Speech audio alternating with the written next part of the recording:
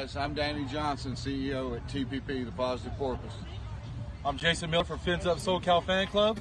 I'm Scott Howell from Atlanta Dolphin Club. Mark Angelo, NorCal Dolphin Club.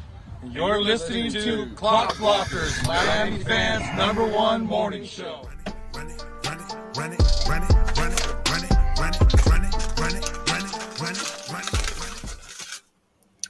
What is up, ladies and gentlemen? Good morning, good morning, good morning.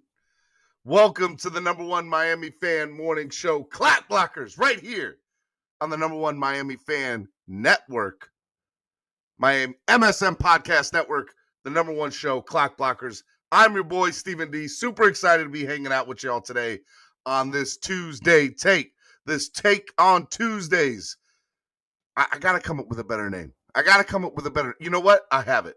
I have a better name for it. You know what I'm going to call it? I'm going to call it the Miami Herald Dolphins Report Tuesday. That's right. My man Daniel Oyefusi is here with me. We are going to hang out. It's going to be an awesome day. Super excited to be hanging out with my man Daniel. But before I get to that, I want to remind everybody, hey, if you haven't done so already, hit that like button. Hit it, tap it, whatever you got to do to it. Let people know that you are here and that you are with us. So make sure you hit that like button on your way through the door. And if you're just stopping through, make sure you hit it and then you share it and you let people know, hey, look, there's this pretty awesome morning show. It's called Clock Blockers. You guys should go check it out. So make sure you guys do that. Also, subscribe to the channel. We are about to hit 8,000 subscribers. Yes, I said it. We are this close to 8,000 subscribers. This close. So make sure you're subscribed to the channel if you're not subscribed already, because that helps us out tremendously. So make sure you guys go ahead and do that. If you guys want to sign up, become a member of the channel, sign up. Your seat is waiting for you at the table. I got to be like that Godfather. You come to me on the day of my daughter's wedding, and you ask for a seat at my table. Look, there's plenty of seats. There's plenty of seats. We're here for you. Look, man, we have Therapy Monday. We have Miami Herald Tuesday. We got Wild Wednesday, Throwback Thursday, Spread Kindness Friday. Come on. We got everything here for you. And we got everything for everybody. So sign up, become a member today. Would love for you to sign up and become part of the family. If you guys want to donate to the channel and help the channel grow, if you are so generous and like to give that way, there's a couple of different ways you can do that. Way number one is YouTube Live Super Chat, which is the $ down at the bottom of the chat logo. You guys just tap it, tap it, and you guys go ahead and hit it and you say, you know what? Hey, Steven, here's $1. Here's $1. Whatever you feel like being generous with. If you guys also want to do it, you guys can also use PayPal, which is MSM Podcast Network, or Cash App, which is $. Dollar bill, y'all. MSM Podcast Network. All right, so make sure you guys go ahead and do that. Want to give a big shout out to our sponsor of the show, Tail Greeter. Tail Greeter. Why is Tail Greeter great? Well, Tail Greeter's great because if you guys go download the app today, stop what you're doing, get on your phones if you're not already there and watching it from your phone. Download the app Tail Greeter. When you do it, you're going to sign up, but there's going to be a promo code. Use the promo code Miami Sports Music at sign up to receive discounts and future promotions. But it's pretty awesome because what you'll be able to do is once you do that, you'll sign up and then you'll be able to be like, hey, I can go hang out with Cameron at East 32 Dolphins tailgate at the next tailgate. Come on. It's awesome. You're not going to see the product on the field anymore. I can tell you that. Yeah, I said it, Dolphins. But you know why you go to the stadium? You go to the stadium for the tailgate. You go to the stadium for a good time. You go to the stadium to see me? No, I haven't sold you yet. All right, look, download Tailgate today. Go type in East 32 Dolphins Tailgate. It's pretty awesome. I think the experience there is definitely top notch when it comes to the fans for the fan experience. So make sure you guys check that out. All right, without further ado, guys, the Bills lost last night. The Bills lost. The Bills lost. Yes! I love it. Way to go, Ryan Tannehill. Thank you so much. You're awesome.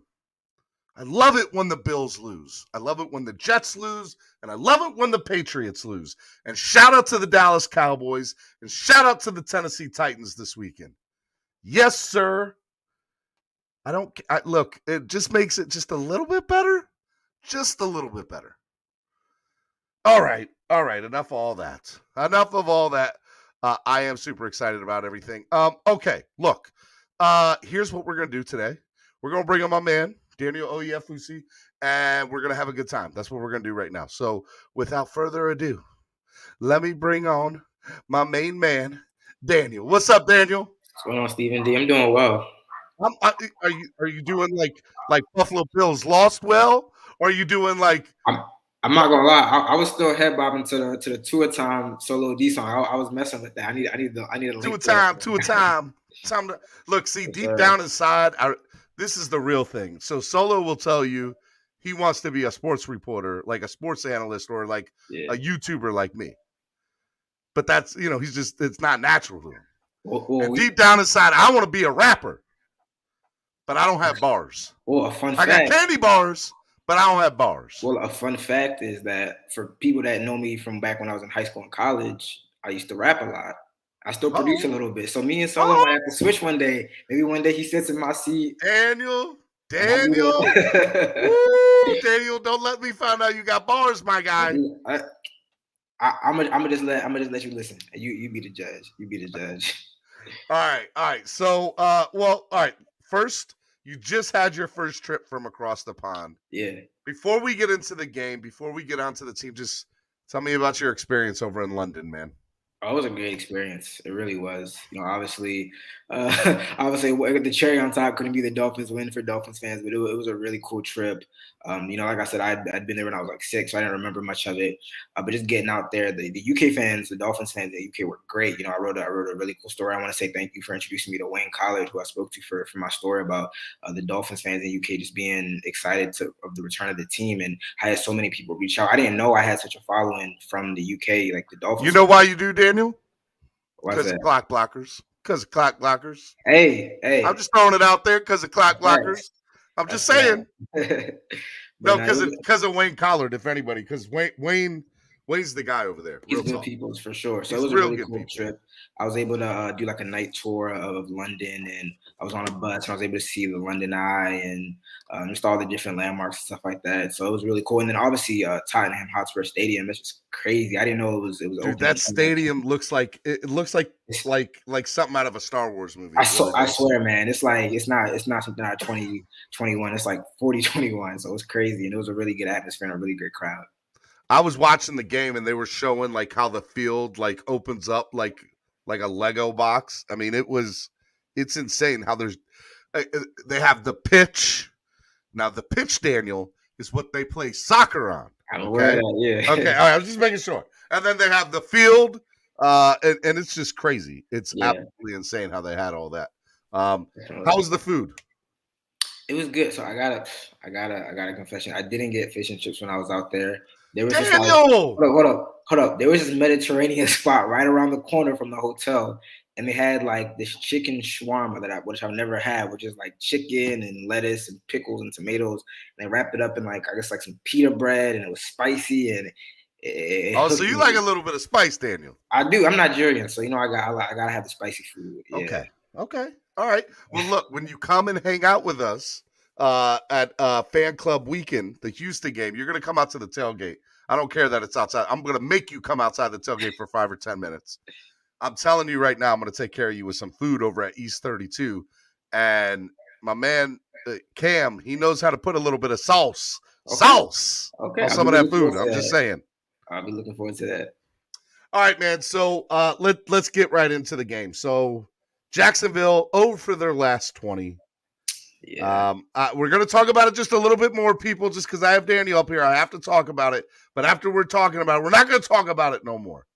Over for their last 20. What happened, Daniel? Can you explain to me what happened? Can you just please give me something I can hang my hat on?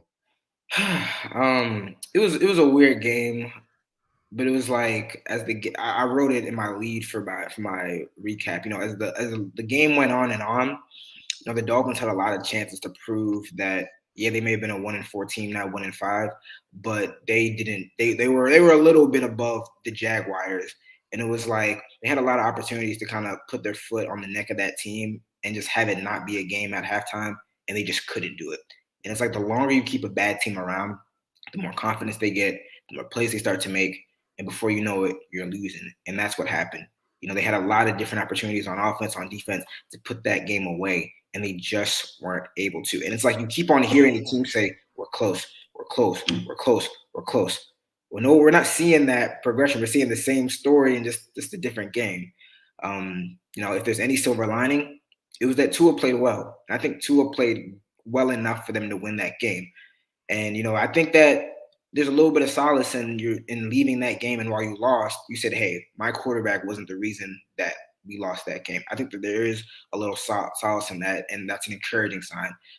It was against the Jaguars, but he did play well. So now it's, playoffs, they're not making the playoffs. Playoffs? Yeah. Playoffs, Daniel. We're just trying to win a game. Playoffs. Exactly. So if I'm a Dolphins fan, I look at these final 11 games or so is let's see how Tua can progress.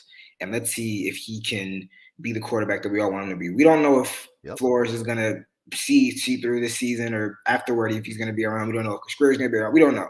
But at least let's look at the quarterback and say, hey, can we put him in the best position to succeed? And can we see if he can be the quarterback who we think and want him to be going forward?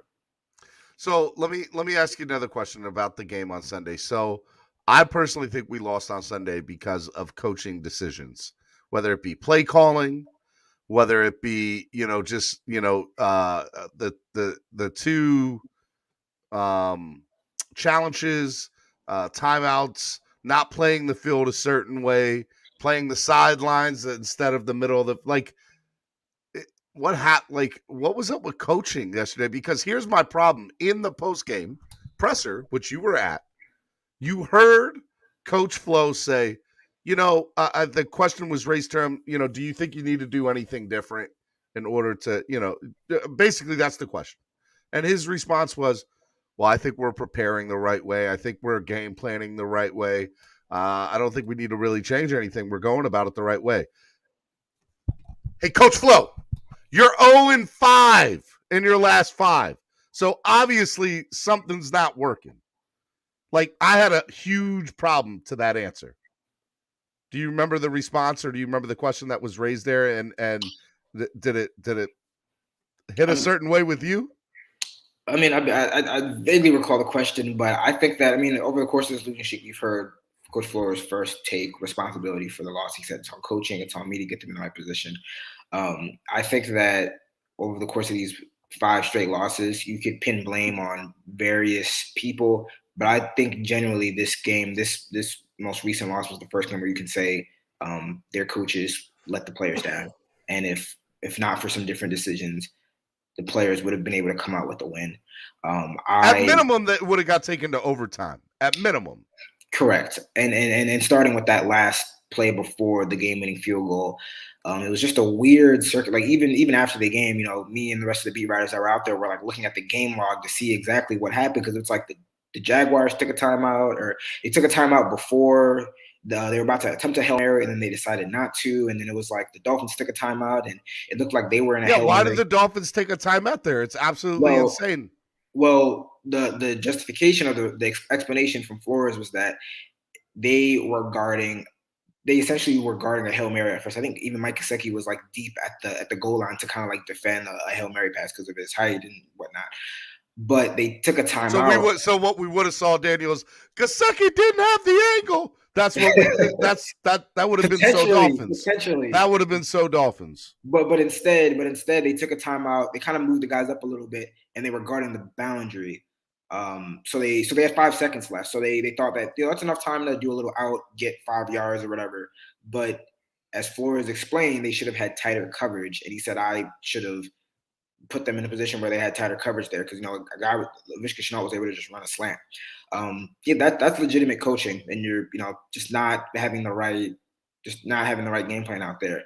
I don't fault him as much on one of those challenges that he took that burned those 2 timeouts. The one on the Agnew potential fumble, when it looked like the football grazed his finger, I really thought the football grazed his finger. That I was a really thought it touchdown did. all day, Daniel. But All day, that's a touchdown. But I always say this: in those situations, when it's that close, they're gonna stick with the call on the field. I know, but in a sense, I can't blame Forrest for at least trying it, because that's the game. If you get that overturned, that's the game. The Gaskin dropped pass on third down, that was pretty clear to me. I didn't think that was a catch. So you don't have an extra timeout for you to use, and maybe you're able to use it on offense, maybe you're able to use it on defense, and kind of change stuff up. But again, I say overall, and really, and to my final point, the 4th and 1 play where you run Malcolm Brown on a shotgun formation. We always do the Monday morning quarterback. We're doing Tuesday morning quarterback thing right now. But the way Tua was playing, especially after he threw that bad interception, he rebounded so well. I mean, why not put the ball in the hands of your quarterback? Let him, like we've heard so much about Tua. The whole year they were doing 3rd and 1 or 4th and 1 with Brissett. Yeah, I don't understand why that wasn't the case there. Or even a QB sneak. Any of that would have been fine. I know Barry Jackson, my colleague at the Herald, has documented how bad Malcolm Brown has been in short yardage situations as a power back. And I would have liked to see Tua get the ball in his hands. If he threw an incompletion, if he didn't get the first down, okay. If he did, great. But at least let's see him in that situation. I just want to see your starting quarterback with the ball in his hands, and that's kind of the most unfortunate part. They're going to say they have peace with all their calls and everything, but I think that's one that they would have liked back. I think Tua maybe even would have liked the ball in his hands at that moment. Now, I will tell you, there was one big thing that I saw on Sunday that I absolutely loved. Mac Hollins, during one of the plays, was like mouthing off at the Jaguars. And all of a sudden, out of nowhere, in the screenshot, you see Tua grab Mac Hollins by the horse collar and throw him back into the huddle. Like, get over here, get back in the huddle. And I have to tell you, that's the type of stuff I want to see from my quarterback. There was another play I pointed out earlier in the game when Jalen Waddle was about to line up on the wrong side of the field, and Tua pointed him back, and he kind of clapped his hands as if to say, like, get it together, like, come on.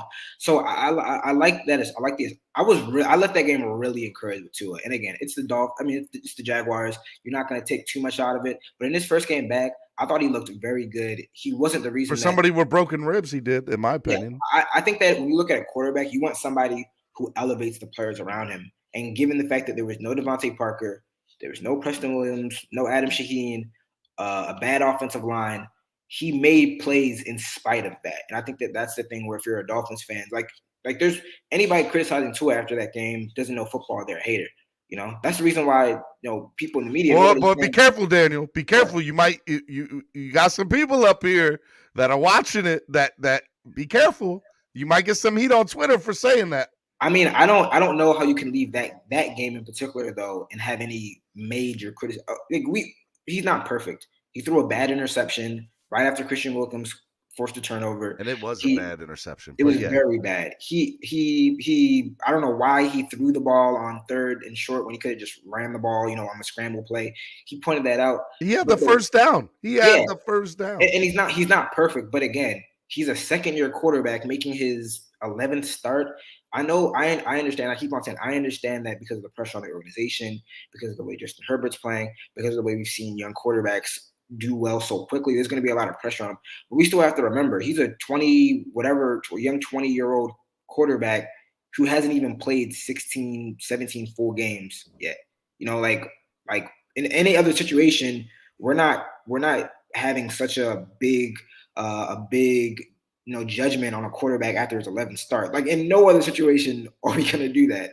Now, what about for people? So here's something that I think people might call you out on the saying too. By the way, I agree with you. Let's just put it out there. But after doing my Therapy Monday show yesterday, I realized there were a lot of people that did not agree with me, Daniel. So I'm trying to ask the question that they might ask. The question that I feel like they would ask there is, why isn't Tua audibling out of plays if he knows it's the wrong call? Well, if you go back to the week 1 win over the Patriots, Tua said that he checked out of when they were backed up in their own backed up right on the end zone on the last play of the game or the last possession of the game, and they sealed the game. He said that he audibled out of a run play. That's what he said. Apparently, the CBS broadcast said that on the first Jalen Waddle touchdown, the slant pass, apparently they said he audibled out of that play. And given the apparent or the autonomy that he apparently says he has, because if you're making audibles, you have the autonomy. That's why I asked him in that fourth. I asked him, did you have the opportunity to check out of that run play, and would you have liked to? And Tua is not going to throw Malcolm Brown under the bus. He's not going to throw the coaching staff under the bus. He's not going to throw the offensive line under the bus. So he said, we do have checks, but we were just trying to put our best players in the best position to succeed at that moment, which is kind of BS because I don't know how anybody can say a fourth and one run to Malcolm Brown is the best possible play and the best possible player in that situation. But again, I'm not going to. You get the answer. You call baloney. I get it because I'm in the same boat. Yeah, because he's a team first guy and he's never gonna throw anybody under the bus. But again, I think it's a valid question. But why didn't he maybe audible out of that? But again, you can do that for every play that doesn't go well. Mm-hmm. At the end of the day, you can blame the coaches. You can also blame the offensive line and the guys for not getting their blocks up front and for getting a big enough push. But again, that's one where I really put it on the quarterback or the coaching staff, and I say that wasn't the best possible play call for that situation, given that this team, I think that they have the potential to be a better running team than they are. But given how the season has played out, I just don't understand how you can do a fourth down run to Malcolm Brown. I mean, we saw the Bills game where he wasn't able to pick up 2 yards. So I just don't understand that thinking right there. Daniel, I need you to answer me this. And I know you're not on the team, but can you explain to me, as the president of the Kirk Merritt fan club that I am, why Kirk Merritt didn't get no snaps on Sunday, man? I don't know, man. Can we get a man a chance? I don't know if I was more surprised that Kirk Merritt didn't get any snaps or that Matt Collins got the most snaps out of all the wide receivers. But Matt Collins played well, though. Matt Collins did play well. He did play very well. And I think that if Preston and Devontae are sidelined for longer than we expect, I think Matt Collins definitely proved that he deserves some snaps. I mean, he's the offensive captain. I don't know why he's not getting at least some offensive snaps. But with Kirk, I don't know. It's just like, look, it is a personal thing with me, Daniel, because I want Kirk. I want Captain Kirk to be the man. That's all I want. He looked good in the preseason and training camp. I don't know why, especially in a situation like that when you're down two of your top wide receivers, you don't have Adam Shaheen. I thought that maybe he was going to get at least one snap, but I don't know. We'll see. All right. Well, you need to look into that. You need to go ask Flo. Hey, say Steven from Clap Blockers, the #1 Miami fan morning show, said to get Kirk Merritt more involved in the game plan. Okay. That's what I need you to do for me. Hey, I respect it, but I think we got more pressing. things right now. We ain't worried about all that because at this point we're 1-5. So, all right, let me ask you a couple last questions. So, what do the Dolphins are about to play Atlanta? Atlanta's not this is a winnable game, right? Like I want to say that it is, but we thought the Jaguars game was a winnable game, and we sure did. What do we need to do to beat Atlanta? Just don't beat yourself. I mean, the talent, I think that we probably misgraded the talent on the roster at the beginning of the season. But given that this isn't on paper, this isn't a roster where you'd say they're 1-5 or they're one of the top worst 3 teams in the league. So I say just don't beat yourself. I mean, you're 2-4 in the red zone. You miss out on the chance to score a touchdown because you get a holding penalty and then you just can't get the yards back. Dumb penalties, pre-snap penalties that push you back. Just don't beat yourself. Put yourself in a position to win the game, and that's the thing. I think that's the big thing. As much as the team is getting beat, they're beating themselves with just like dumb penalties and dumb decisions and bad tackling. Like just put yourself in a position. We were one of the least penalized teams in the NFL this year, and now they're one of the worst. Most. It's weird. It's like the coaches are different. The coaching staff isn't very different. A lot of the players are back. I don't know. I mean, it's tough. I mean, Flores said, it's tough. I'm going to ask you, do you think he's lost the locker room? Do players not responding to him? I can't say that because, we're not in the locker room. This is one of those times where it'd be great to be in the locker room and kind of talk to guys one-on-one. It's a little different when they're at a podium talking to, 15 different people and, they may not want to be as forthcoming. It's hard to say. I think this team is still playing hard. I think they are. And I think that you see it from, even from guys like Tua and Jerome Baker and Christian Wilkins and whatnot. Like these guys are playing hard. They're not dogging it out there. I will admit, they're never going to say injuries played a role, but I mean, it's tough when you don't have two of your top receivers and two of your top cornerbacks. I mean, that's a hard spot for a lot of teams. But again, these guys are playing hard. They're just beating themselves week in and week in and week out, and they're just not doing enough to put themselves in a position to win games. Like that Jaguars game shouldn't have been a 3-point game at halftime. The Dolphins should have been up by 2 touchdowns. But it's the little things that add up. From your mouth to God's ears, I've been saying that all week, that if we were really supposed to win or be competitive, then we wouldn't have been up. It wouldn't have been as close as it was. Yeah, and you can kind of see how that game was starting to go when, the offense couldn't get a first down late in the first half, and then the Jaguars go down and score a touchdown. You were like, you can kind of tell how this game is going, and that's how it went. All right, man. First of all, I love hanging out with you on Tuesday. It's awesome. I do. I got a little more rest last night because I came back to Miami like 6:30. I didn't sleep at all on my flights, so by the time you didn't listen to nothing we said. No, well, I was up in the air the entire day. So by the time I landed, how many movies did you get in? What'd you watch? I watched Squid Game. Have you heard of that? Daniel, so disrespectful that you ask, have I heard of that? Of course I've heard of that. What'd you think of it? I put it on Twitter. I liked it, but the ending, I was like, wait. I know. I saw you were not as happy with. I need a season underwhelmed. 2. If that's how they're ending it, I need a season 2. So we'll see what happens. There's gonna be a season 2, bro. Okay. Because I got a lot of questions. Like Squid Game is where it's at, man. Like I thought it was great. I thought it was great. Yeah. And I ain't gonna lie, I want to try the honeycomb game.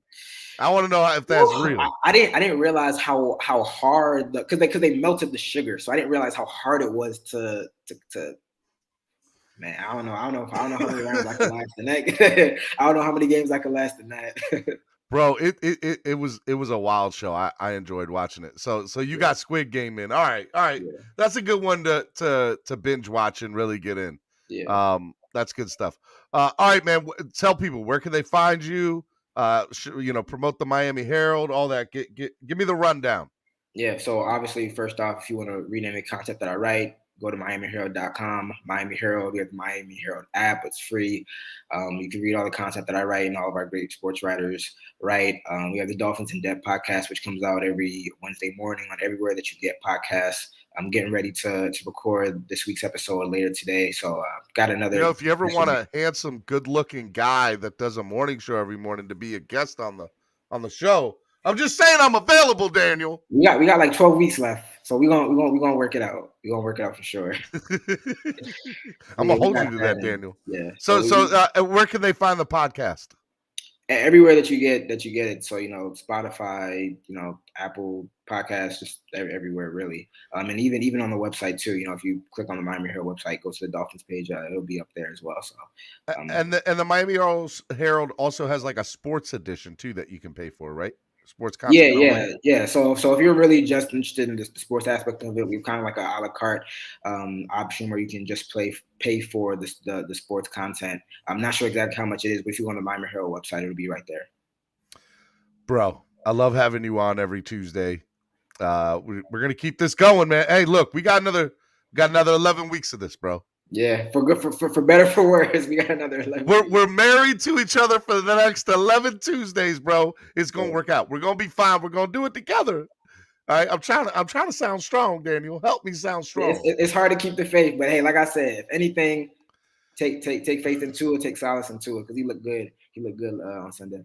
I agree. All right, everybody, that is Daniel Oyefusi, and you will be back next Tuesday to give us a recap of the Atlanta game and the outlook for Fan Club Weekend. And I got to invite you out to Fan Club Weekend. Like, we got a big thing on Saturday night down at Bow Campers in Fort Lauderdale. So you got to come out to that, man. I'm most definitely. Give me the information. I'll be there. Matter of fact, while I still have you up here, let me go ahead and throw that out there because it's going to be a really, really, really, really good time. I think y'all are going to really enjoy it. I'm loading it into the system because I hadn't done it just yet.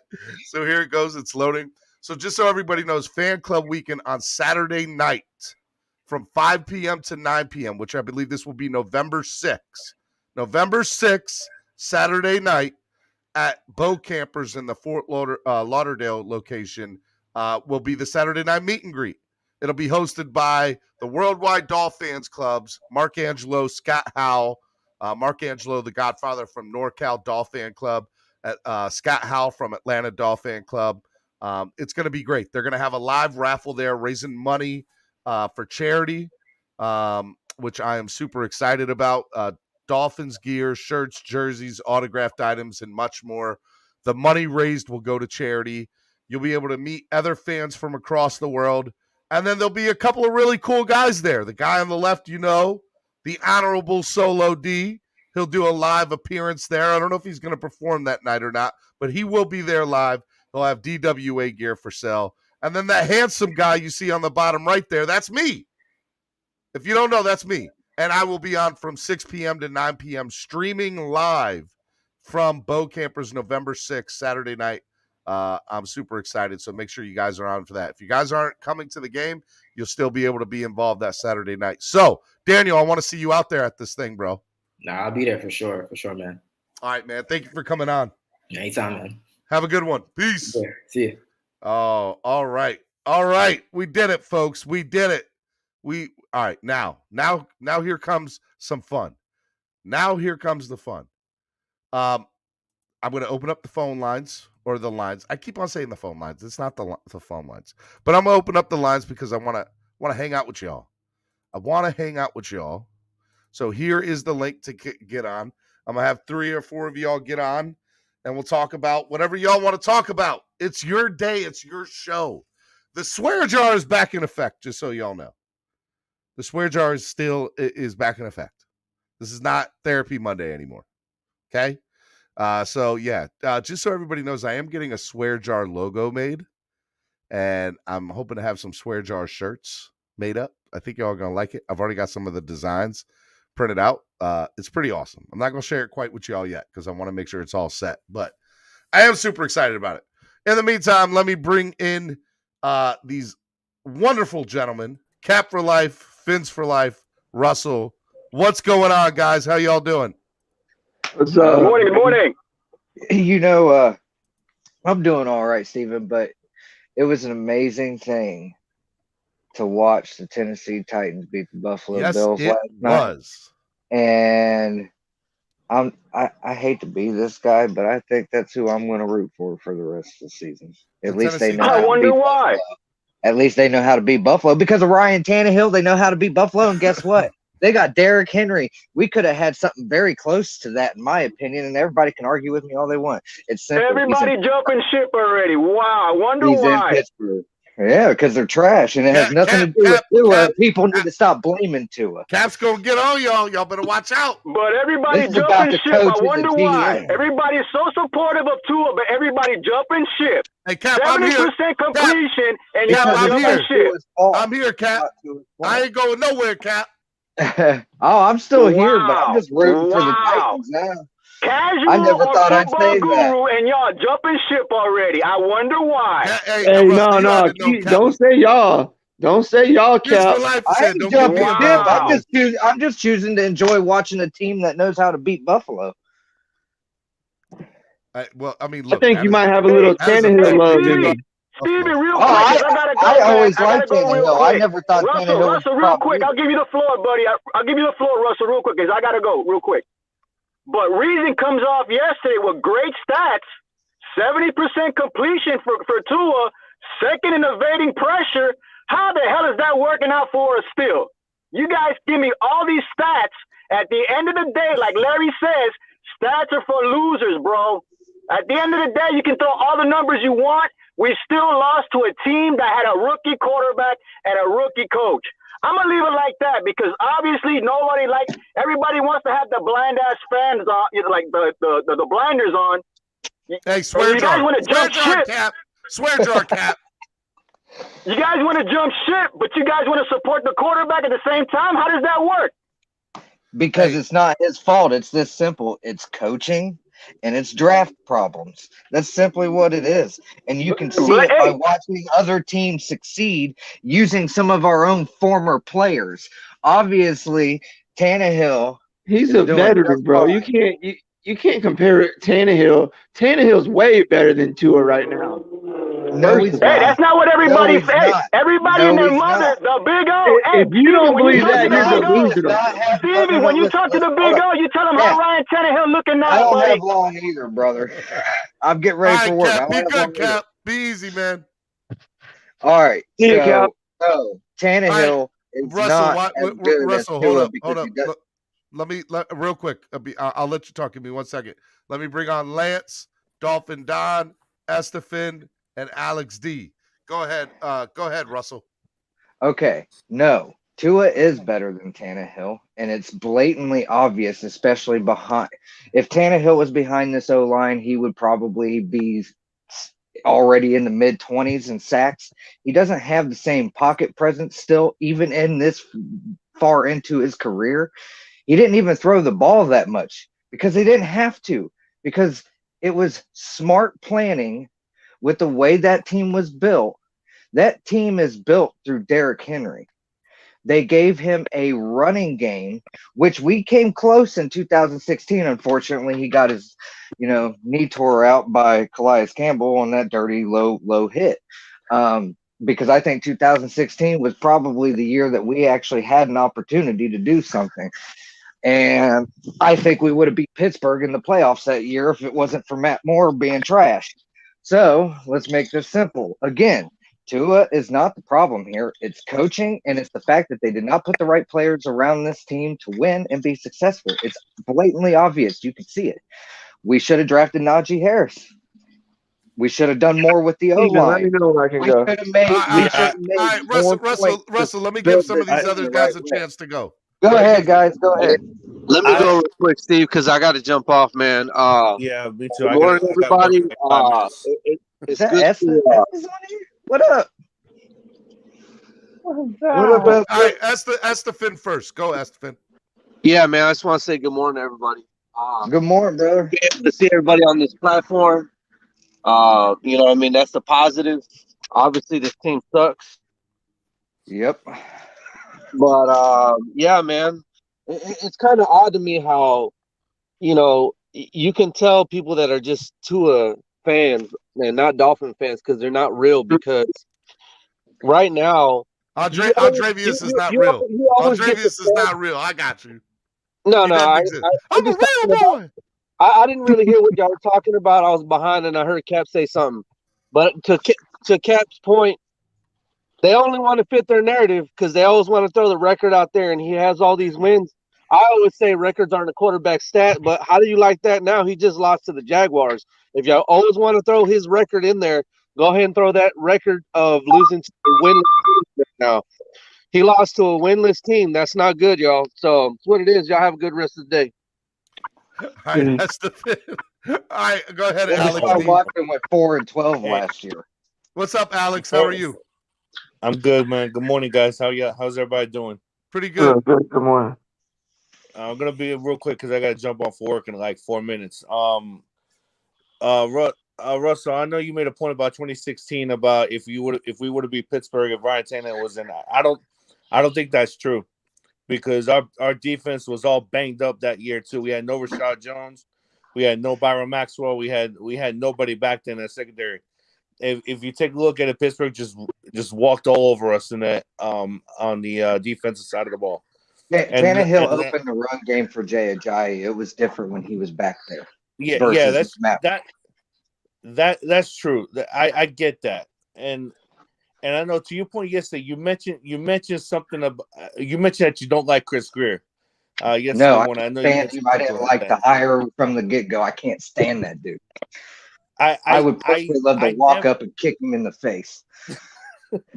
Just saying. I hear you, but honest. I never am on board about drafting a running back in the first round because there's a dime a dozen. You can always get a good back in the second, third, or fourth round. Never in the first round. I am always been against that. But the 1-5 record, I can't blame all on Chris Greer. I gotta put most of that blame on Brian Flores. Justin Coleman, Patriot, Calvin Noy, no longer here, Patriot. Devin McCourty, Patriot. Also, Adam Butler, Patriot.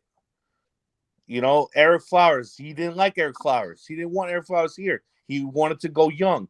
The greatest problem is he gave too much control to Flo on that final 53. That was the problem.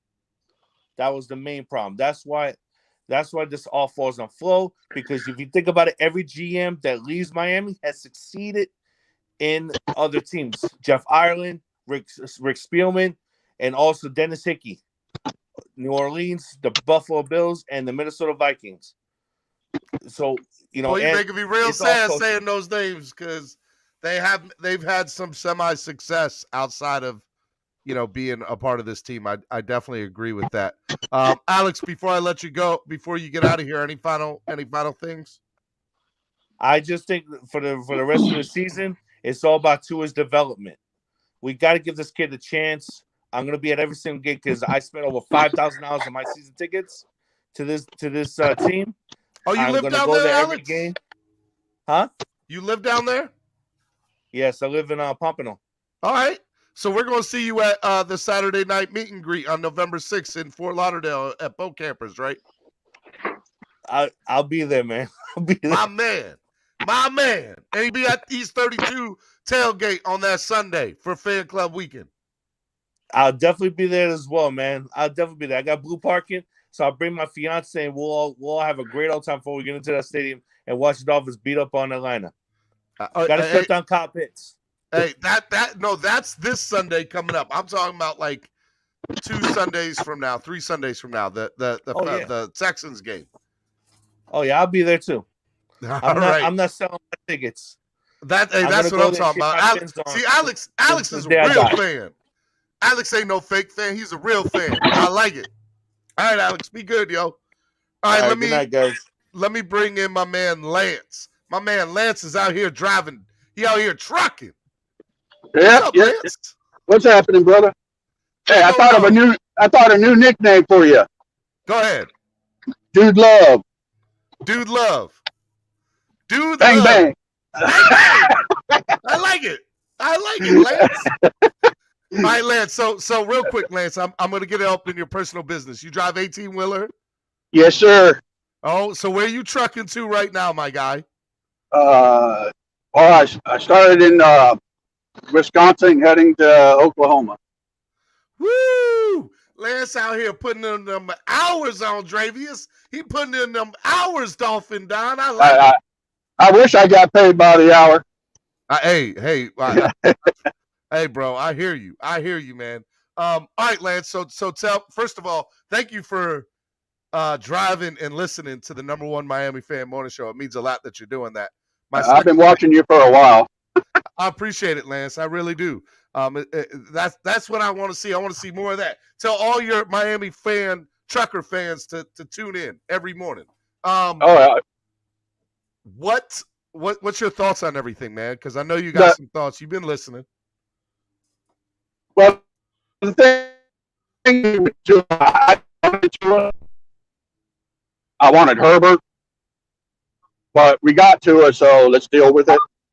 If we stick with Tua, we need an offense. We're going to have to spend some money on an offense this year, and we need to get some veterans, point blank, because new guys ain't going to do it. And I don't know. As far as Watson goes, I would love to have Watson, but I don't want to get him until he's cleared. That's too many picks. So you don't want to give up the farm for something that is not guaranteed. You want to see because Tua is here. You're like, let him play. Let's see what he has. But you're kind of. It sounds like you're kind of in a catch-22. It is. Yeah, I catch it from both ends. The story of my life. But that's the story of every Dolphins fan. I agree. You know, and what do we argue about every year? Quarterback. We always want to give a quarterback more time. You know, personally, I think we should have stuck with. Sometimes still think we should have stuck with Tannehill. But it was for time for Tannehill to go. He is what it is. And how many yards did he get against Tennessee? Passing yards. I mean, I'm not sure. Does anybody else know? Does anybody know how many yards he got? It was over 200 because he started lighting it up with A.J. Brown later on. I don't remember exactly what his stats were, but he, until the third quarter of that game, he had only thrown the ball 8 times. Right, but he threw for over 100 in the fourth. How many yards did Tua get? How many yards did Tua throw against Buffalo when we played them? I mean, look. Here's as much as I want to have a problem with what you're saying. It's not wrong. They're facts. It's the reality of what it is. But what I'll say to you is this, man. I think that Tennessee is such a different team than the Dolphins are. And it sucks because I was the one that was sitting here pumping them up 6 weeks ago. But the reality is, Miami's not a good football team right now. Oh, no. As far as our defense, kind of like a marriage with, as far as Van Noy goes, because I guess there was some beef between him and Flores. Kind of like a marriage. You got to work through that shit, man. Hey, swear jar, Lance. Swear jar. Oh, right. My bad. My bad. Hey, real quick, Sean Dixon is in the chat, said he's also trucking too. So I might have to do a trucker show one morning. Anybody who trucks, let me know. If you drive an 18-wheeler for a living, put it in the chat. I want to know. We might have to do a truckers episode for the truckers. All right, let me bring in Aldravius because I see Stephen D. Hader, 2-and-near fan club president there. And let me bring in my main man, Stephen D. Hader. What's up, Stephen D. Hader? You take yourself off mute, please. Take yourself off mute. Listen to me. The Tua haters got to stop with this backwards hypocritical logic. Listen to me. But y'all got to pick one. Y'all got to pick one lane and stick to it. Because before it was like us 2-and-nears would say, bro, Deshaun Watson was 4-12 in the worst division of football last year. He'd be like, wins aren't a quarterback stat. Wins aren't a quarterback stat. Look at the numbers. Tua puts up numbers, loses a 1-possession game. Look at that. He lost. He finally put up the numbers and he's lost. So you hear what Deshaun Watson did that you're begging. What do you want? He did exactly what you guys have been saying Deshaun Watson was doing with trash. What you're looking for is logic out of some of the fan base. Logic. I don't know if that always works, Andrevius. They were literally arguing that Deshaun Watson was losing because his team sucked, but he was putting up numbers. Tua puts up numbers yesterday and he loses. It's clear that the team kind of sucks. And now it's, oh no, Tua sucks, so he's the problem. It's like, okay. So by that logic, Deshaun Watson sucks too. I'm not saying Deshaun Watson sucks. I'm saying by their logic. Using the same logic that other people. By their logic, Deshaun Watson fucking sucks. He's ass. Hey, he's man. terrible. You and Lance, both. Come on now. Both of y'all owed to the swear jar this morning. Let's go. The Houston Texans did the right thing by saying he's not playing this year. They're so smart because Deshaun Watson fucking sucks. According to y'all logic. That's all I'm going to say. Hey, Chef Shu, you better be adding up Andrevius' total. Andrevius' total. There's hypocrites on all sides. No, you're not wrong. You're not wrong about that, right? I didn't want to bring up Deshaun's name today. I'm going to say something whenever I get the floor later. But no, go ahead, Fitz for life. I'll bring in Dolphin Don after you. Go ahead, Fitz for life. Talk. I talked to a real, I'm not going to say important, I'll say intelligent person out in Vegas before the game started early Sunday morning. As I was strolling in from a long night in Miami. And I was going to watch the game, right? And he told me, he started laughing when I called him. We were talking about something. And he goes, the funny thing is, he goes, both of these teams, the fan base, whatever team wins, actually still thinks that they're going to have a fighting way to make the playoffs. And he started laughing at me, right? Yeah. And because me and him have known each other for 25, 30 years. So I started thinking, and he's out in Vegas living because he does things well. But I started thinking he was dead serious. He was already saying Miami can win by 20, and you guys still think you're going to make the playoffs. That's how hypocritical you guys are. And I'm like, whoa, because I'm sitting here thinking. So I watched the first half. I didn't watch the second half. That's the first time I missed a game in probably 20 years. And when I seen the highlights, I wasn't surprised.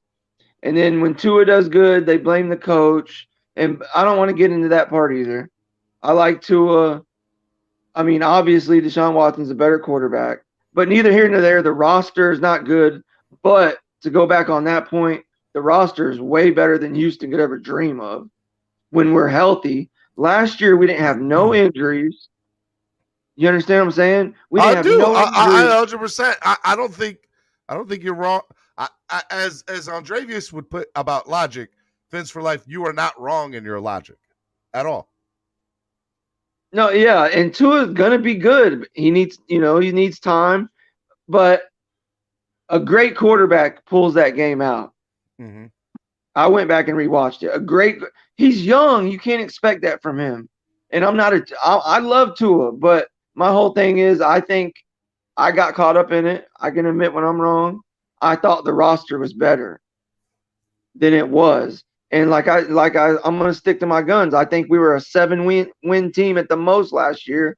And because of no injuries and because of a lot of things falling in our way, maybe our defense played a little better than they were. But by your logic, Fins for Life, if we win 7 games this year, you would believe that we're right on track.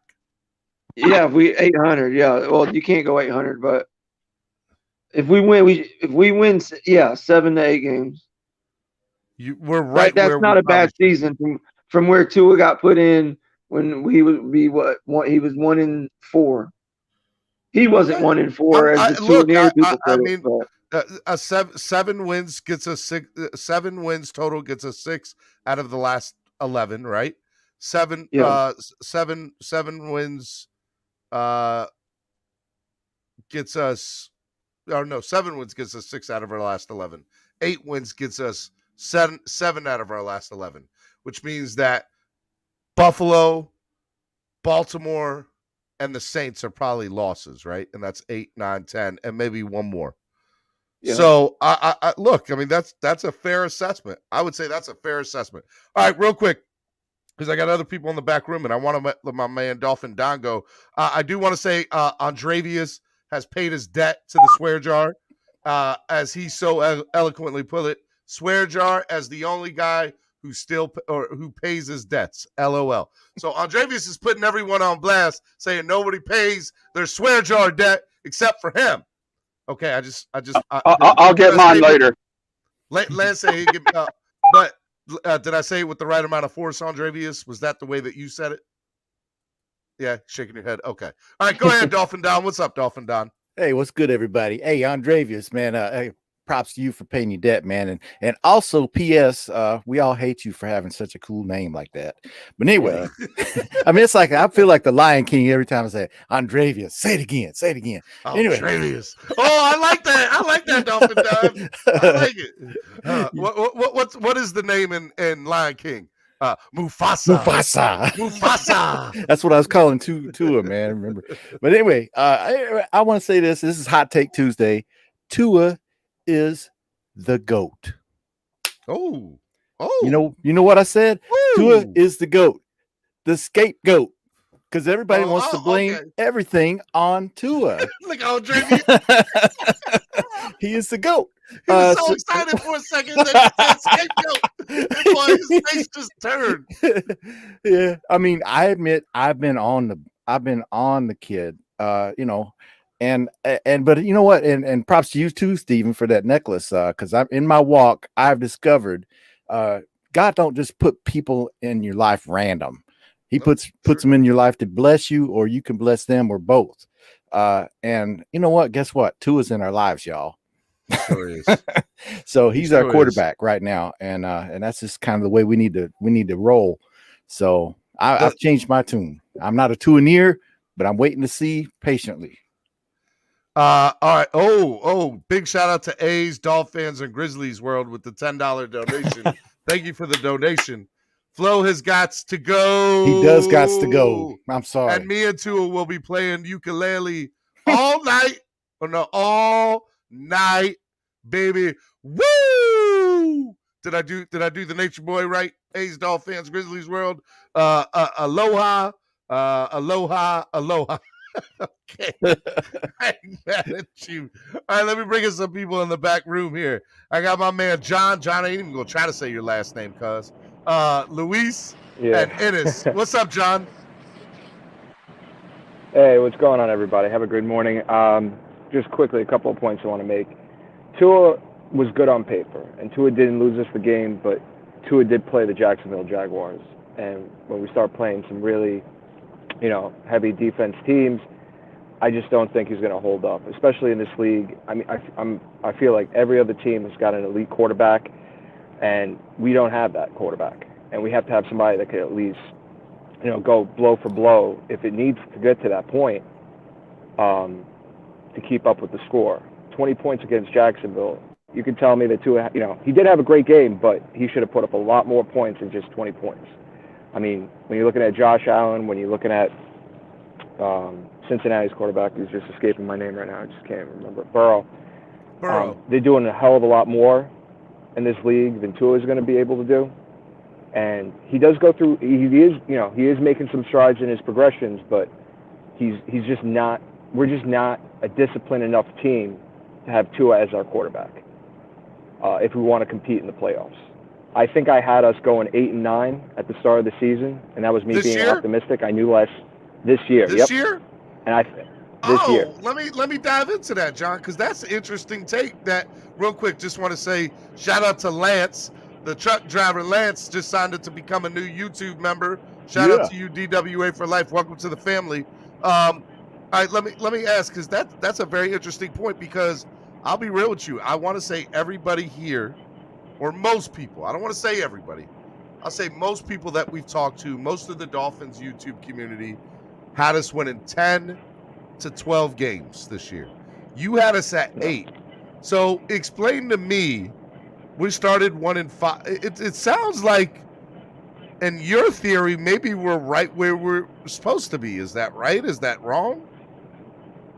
I mean, we're underperforming right now. I mean, I don't think we're going to get 8 wins this season. And I think we're going to help the Eagles out with their first-round draft pick, that's for sure. But what I saw was, I was on TD's channel, and I was telling him we were going 8-9 because I just didn't believe in Tua. And from what I saw out of that Broncos game last year, had me convinced that we didn't make the right decision at quarterback. When we pulled Tua to put Fitzpatrick in, I said to myself, this is a man. And I just saw how Fitzpatrick marched down the field. I thought that Tua wasn't our guy. And I know he has to go through some improvements, and I know that there is that learning curve. But for our defense, I thought was ready to go to the playoffs, I thought Tua was going to hold us back. I still think he's going to hold us back. Everyone's all hyped about this Jaguars game, and again, it's Jaguars defense. So John, if we win 7 out of our last 11, and we finish 8-9, are we right where we're supposed to be? At mediocrity, yep. And that's where I don't want. Where I don't want to be. I mean, right? I feel like that's been the definition of who we are for the last 30 years, though. I think Coach. Let me just really quick. Coach Flo is the right coach for this team.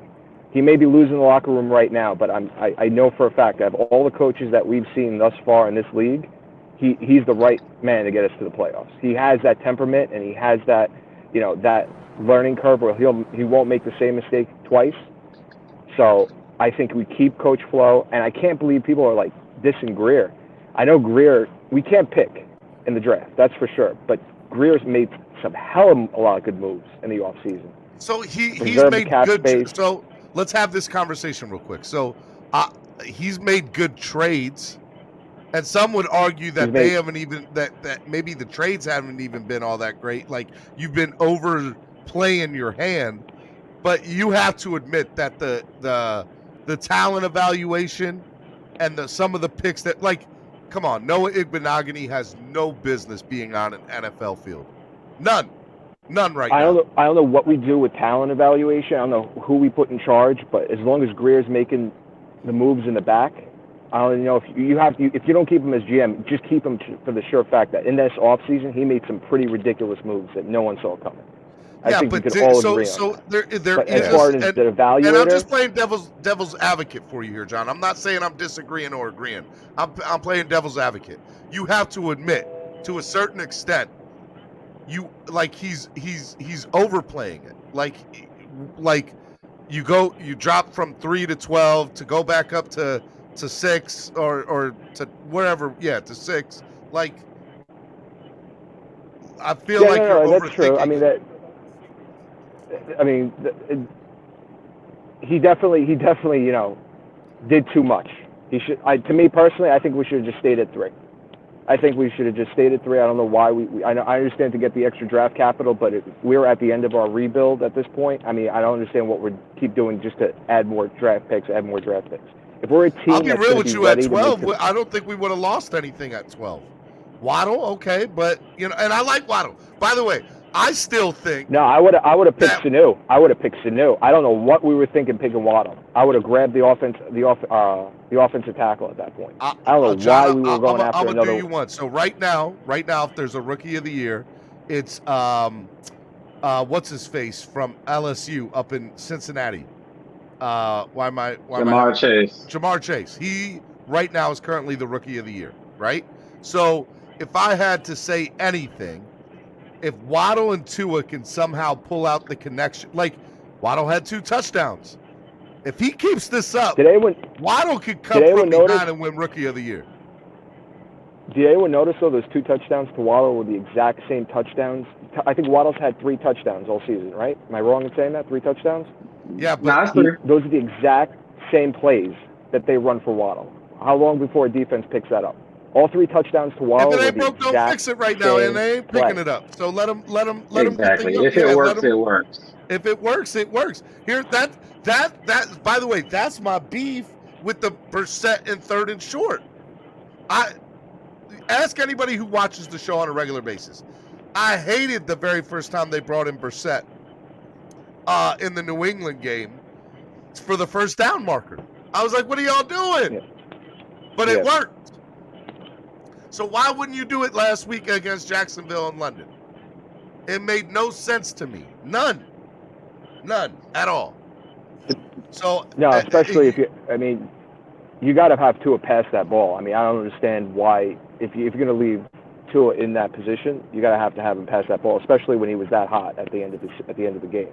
Right. I don't understand. Let him lead. Right. The run at that point, and then constantly, and this is the Miami Dolphins to a T. Run the ball up the middle, and gain 1 to 2 yards, 1 to 2 yards, Terrible. 1 to 2 yards when that never works for us. Or 0 yards. Or 0 yards. Or 0 yards. How are we this deficient? How are we this deficient as an organization when the fans can call better plays than the coaches that are in charge? And don't get me wrong, I love Flores, but who is okaying these decisions? We've seen this. It's not. Decades. It's the 5 offensive coordinators we have, bro. Exactly. Well, you know what, hey, John Christolakis. Hey, I've changed my name to. I'm going to be called Andrevius Mufasa Christolakis from now on. I like it. Yo, you said it right. You said my last name right. Oh, yo, you get mad props for that. You get mad props for saying my name right on the first go. Bro, Dolphins, there you go. You did so good with that. Well, yeah, I agree, brother. My God. Flores is the best coach right now, but he's the best we've had in a long time, but I'm not sure he's the guy, man, because he's not picking the right OC. He needs to be focused on defense where his forte is. Get a great offensive coordinator. Hey, this is how many points I need. Do it, and then focus on the defensive side of the ball because our defense kind of sucks right now. Let's be real. No, they do. 100%. I mean, to be honest, did anyone think? Oh. Really quick, did anyone think that Xavier Howard was that great of a defensive back? Did anyone think that he was? I compared him to Hoopty. I said it. John. Watch words. He's around a here hoopty. about Xavier Howard. He's a hoopty. He had He's double-digit a ball hawk, but interceptions, bro. he's a ball. I just He's a love ball how hawk. we criticize players after they don't play. Why do we do that? I mean, he's what? He's Brett Grimes all over again, is he not? Is he not Brett Grimes all over again? John, we were getting along so well, and now you went ahead and said something about that. I can't have you. This I love X. Don't get me wrong. Blasphemy. X brings a fire to this team. But at this point, I mean, I cannot stand for this mediocrity. I'm telling you, my dad passed on this curse when he was a Marino fan, when he was a kid.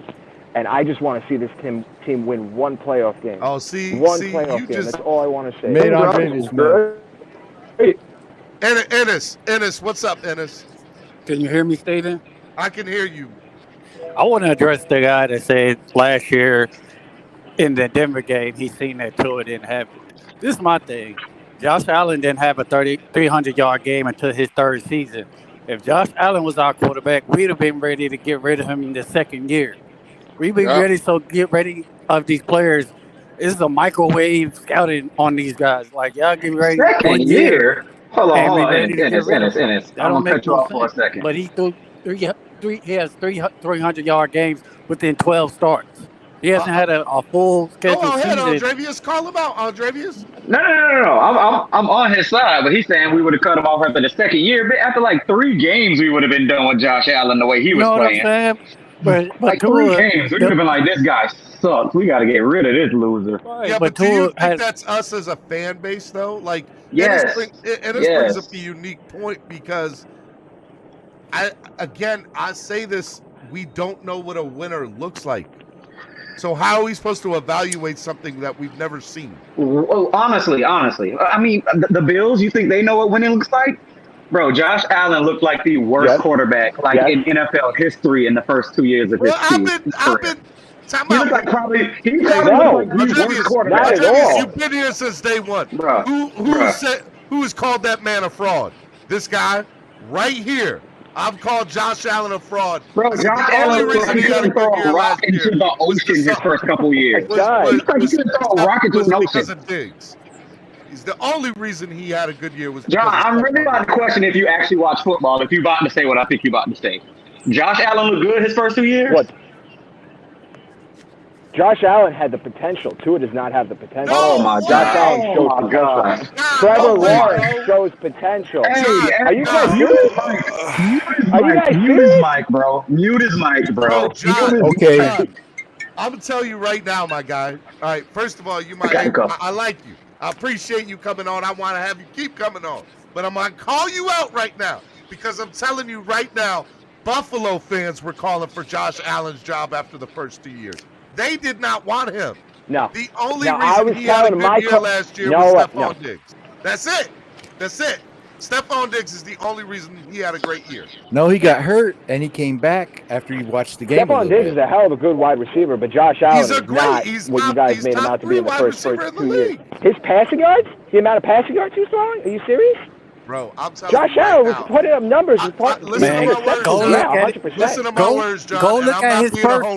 Go look at his first 12 starts and look at Tua's first 12 starts. He has much better arm talent. I'll give you that. I'll do you one better.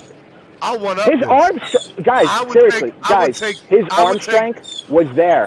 His arm strength was there. Tua's arm strength is not there. No way. It is not. No, and John, I'll do you one better. What? I will take Tua over Josh Allen any day of the week. You know how many strong arm quarterbacks have sucked? I respect it. I respect your choice, picking Tua over Josh Allen. But at the end of the day, if you need a quarterback that's going to go blow to blow with another quarterback, Tua is not your answer. That doesn't solve that problem. Say if our defense explodes in the playoffs, and we literally have to go touchdown for touchdown. Does anyone on this channel see Tua going touchdown after touchdown after touchjohn? Nah, but that's where. Can I offer something here? This is what we need. Yep. No, but John, that's where you're wrong. Because last year everybody's talking about how good Josh Allen had. He was in the AFC Championship game. What happened? His defense faltered, and he couldn't go match for match with Patrick Mahomes. In this league, Right. bro, you gotta have a defense. And I'm gonna go back to the first when this conversation first started. Let's just eliminate this from facts. The reason that Tennessee beat Buffalo last night was because of running game and was because of defense. It wasn't because of Tannehill. Sure as hell wasn't Tannehill. Sure as hell wasn't Tannehill. No, it was not. That's what I'm saying. We all agree I'm about saying that. Right. And then I think it was Fins for Life that said you need an elite quarterback in this league to win games. That's not the fact, because there's been a lot of elite quarterbacks. Look, we had one. I'm from the 80s, bro. We had Marino. How many times when Marino would score 30 against Buffalo and Jim Kelly, Andre Reed, Thurman Thomas, and we weren't winning those games? And who's up here on this panel going to tell me that Marino wasn't elite? Marino was elite, but Marino never had a running game. Marino never had. He never had a defense. That's what I'm saying. He never had a good roster. That's what I'm saying. And it comes down to coaching. We can blame Tua. I feel like I'm not even a Tua-neer, and I got to be with my man Andrevius. Bro, Tua, if Tua comes out and throws for 400 and we lose, is everybody going to be happy because we got yards? The point of this, man, is we got to win. The people who love Tua will. No. Andrevius, let me ask you. No, he's right. Andrevius, if Tua comes out, let me ask you, next week, Tua comes out, throws for 400 yards and 3 touchdowns, and we still lose. You going to be happy or mad? No, I'm never happy after we lose, but I'm going to look y'all in the face and say, this is Deshaun Watson. This is what y'all want. Right. This is what y'all want. That's a fact, Andre. Yeah, but y'all want 400 yards. I got a better question. One question. Is Tua a playmaker? Thank you. Somebody said it. No, he does not create plays. Yes, he does. Executes plays. Steven, you even said it earlier. He does not make plays. Dolphin Don, hold up. Playmaker. He is Steven, not a you playmaker. said it earlier. Tua could have walked and got that first down. He could have tiptoed and got the first down, and he decided to throw the football. He doesn't create plays. Y'all stop. Everybody keeps bringing up that 3rd and 2 play. He literally threw for the first down on the next play. Why are y'all so hung up on that? He don't run the ball near as much. History, bro. The question was stated from John. If you make up for a mistake, why are you so... Is Tua a playmaker? I said yes. No. Does Tua make great decisions? No, he does not. Not all the time. But there are 2 different questions there. He has the ability to make plays. He has pocket presence. He's able to evade the sack, and he can look downfield. He doesn't always do it. Is his problem? When things go Can sideways. I ask one question to people who hate Tua, people who love Tua? I want as a quarterback, but yeah. Go ahead, Fins. Do you guys think that Tua is where y'all thought he would be when he came out of college? So I have said this for a while now. I truly believe we spend a top 5 pick on a player, he should play like a top 5 pick. And he has not played like a top 5 pick. He has played like, a late first rounder or a second round quarterback. And if he was a late first rounder or a second round quarterback, I would be like, Tua's exactly where we want him to be. He's the play. He wouldn't have all this pressure. But because he is a top 5 quarterback, you gotta say no. He's not. I was hoping he'd be better. That's just real. Top 5, no. You talking top 5? Saddled with terrible OTs. I think the biggest concern right now, even if he's not developing, is that he's really injury prone. And you don't know if you're going to get this again. You don't know if he's going to get hurt again. And if that happens again, where do we go? Where do we go from here? If he's out another 8 games, say if he goes out another 8 games. He's a blessing. We just got to be patient. John, we picked him with a top 5 pick coming off of a injury that we didn't even know if he was going to play again. Yeah, that was a bad decision. And I wanted to. Listen, as long as y'all being irrational one way, I'm always going to be irrational the other way. I'm going to just be honest with you. So I'm just going to be super. Tua's the guy. Y'all can eat it. But time out. Do you think I'm wrong with my assessment, Andrevius? If he was a second round pick, we wouldn't be like, you know what? He's developing. He's young. He would have more of a leash. He would. 100%. But when you spend when you spend a top 5 pick, bro, you need to come in here and handle business. And I think some quarterbacks take longer, regardless of draft where they were drafted. Baker Mayfield struggling right now. He was a number 1 overall pick. So did Johnny Manziel. But Johnny's not in the league anymore, and Baker, the book is still out on Baker. I still would take. That's the way it is. Something between his ears. Usually, when you come in as a top 5 pick, you either have it or you don't. It usually shows in the first year or two. Hey, how's the book still open on Baker after this is his 4th year, but after 12 starts, the book still ain't open on Tua? Hey, Luis, you bring up a Chubb's very still keeping him alive. The book's still open because Chubb's still keeping it open. Bro, look, that's a great question, and the answer is you can't say the fan base because Cleveland's fan base wants a winner just as bad as we want one. Facts. But I'll say this. I think that there's a difference between the Browns and the Dolphins. The Browns have straight up sucked for 30 years. We've been mediocre for 30 years. And there's a big difference between just straight up sucking and straight up losing the way that we lose. If you go back in our last 10 to 15 years, we have lost more games by 1 possession less than any team in the NFL. Than any other team in the NFL, we have lost more games in the last 10 or 15 years by 1 possession or less. And that does something to you. I tell people all the time, I would rather get blown out by a team than lose a close game. Because I feel like if you get blown out by a team, hey, bro, we suck. That's the reality of what it is. But if you lose a close game, you're always going to be like, damn, man, we had it. We had it. And that's been our MO for the last 15 to 20 years. Cruz Ruiz with the $10 donation says, LMAO, I think these guys throwing around Tua ears or Tua haters need to grow up. It's okay if people don't agree with you. Have a better rebuttal. Bring facts, not emotion. I agree with that. But I've only embraced this Tua near thing because they keep beating us over the head if you say anything positive about the kid. Like, you say anything like, oh, Tua didn't play that bad. Oh, you're just a Tua near. You're a Tua near. You're a Tua near. And I'm like, okay, I'm a Tua near. Fine, I'm a Tua near. That's fine. I'll be a Tua near. And I'm going to be an extreme Tua near. Tua's the GOAT, and all of you are losers. Scapegoat. Dravius Mufasa, what is it? Christolakis? Christolakis. There you go. That's the name right there. All right, hey, Estefan, you real quiet. You on the panel. You real quiet, Estefan. Take yourself off mute. Yeah, I got a lot of background noise, Steven. Give me like 1 minute, and then I'll go ahead and shut off. I'm going to time you, Spurs fan. 60 seconds, Spurs fan. Let's go. Okay. Yeah, so, I'm sorry, I lost my train of thought. I was ready to bring Estefan in. So, Dravius, let me ask you. I got a question. When's the last time? Go ahead, John. Ask your question. Oh. When's the last time that we blew out a team? When's the last time we put up ridiculous numbers against a team? Why are all these games tight?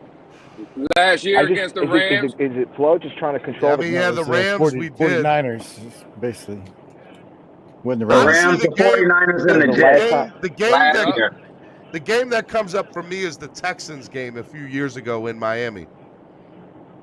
I don't know why that game comes up. Where Snyder was the coach? Coach, I forget who the coach was, but I feel like that was the game. We just got rid of our coach. We put in Dan Snyder. Dan Snyder? I just remember beating up on the 49ers. We thought we were going to lose that one. Yeah. I remember the backup quarterback for Houston ended up getting released because of some off the field controversy or something after that, and I can't think of it. That's the last time I can remember like us really blowing somebody out. But I was at that game and it was a party. So, that's probably why I remember it. But otherwise, look, we've had some games that were lopsided, but straight up blowout. I feel like that Texan game was the last one. Dan Campbell. Yeah. Dan Campbell. Dan That's who Campbell, you're thank thinking you. of, John. Not Snyder. I don't know why I said Snyder. It's Man Campbell to you. Bro, did y'all see his press conference on Sunday? Yeah, he went in. He went in on Yo, him. he straight up called out Jared Goff. He's like, Jared Goff got to step up. He went nuts on Goff. Jared Goff got to step up. He got to do something. Cruz Ruiz says, they are anomalies. Y'all standards are ridiculous. And thank God y'all don't run teams. No wonder the Dolphins don't listen to us. Well, let me tell you something, Cruz. They should, because what they're doing ain't working either, bro. I'm just saying. Damn. Let's see here. All right, guys, check it out. If you have not done so already, hit that like button. Only 56 likes. Guys, tell these people what they need to do right now. Hit that like button. Man, hit the like button, you fools. Hit the like button, bros. Smash the like button for the best morning show on Dolphins Radio. We're working hard for y'all. Hey, I'll do it like this. I'll do it for my man Andrevius. If you a Tua hater, hit that like button. Since everybody seems like they haters out here on Tua, just hit that like button if you a Tua hater. I ain't hating, bro. I ain't hating. But I'm just saying he does need to create some more plays. He needs to. It's part of the development. That's all I'm saying. But he's creating plays even in this game against Jacksonville. All right, hey. So all right. Again, too, Jacksonville. Right. Hey. Okay, nah, I have not seen that. What you talk about? Okay, but that's who we was playing. We was playing Jackson. Okay, so but for both of y'all, for Pins for Life and Dolph fan, against Jacksonville, you didn't see when Tua had pressure in his face on third and I think it was 3rd and 7, and he hit Waddle for an 8-yard, 9-yard pass. Is that making a play? Well, I also saw him overthrow. No. I'm just, it was just a question. Is that making yeah, that's making a play, but like I you said, gotta win. He's making man. a scripted play. That's a scripted play. Oh my God. I don't see. Hold on. They're gonna move the goalpost every time. Did he roll out to the right and hit somebody on the run? Have you guys noticed anything this year about? I don't care who's that quarterback, but mostly, well, I don't want to say no more names. I'm tired of all that. But anyway, when he comes out from his scripted practice all week, he goes right down the field and scores a touchdown. Before he got hurt, he did it at New England, came out at halftime, went right down the field, scored a touchdown because they're scripted. And then after the script's over with, and you got to roll with it and talk to your OCs and say, I see the linebacker biting. We need to go to the tight end. Let him sit down in the middle. They're playing whatever. Okay? After the scripted plays, he has not scored a touchdown this year. You're right. Now, no, and that's a He's fact. right. And I He's can't 100% right on that. I'm here. And that's what we're saying. We're not hating. Okay, but that's a fact. But you are I'm not hating. I'm quit making excuses, man. I'm tired of hearing this dude. Look, moving the goalpost. The fact of the matter is, Watson is the better option right now. Watson's the better option right now. Luis, I'm sorry, Luis Estefan has taken over.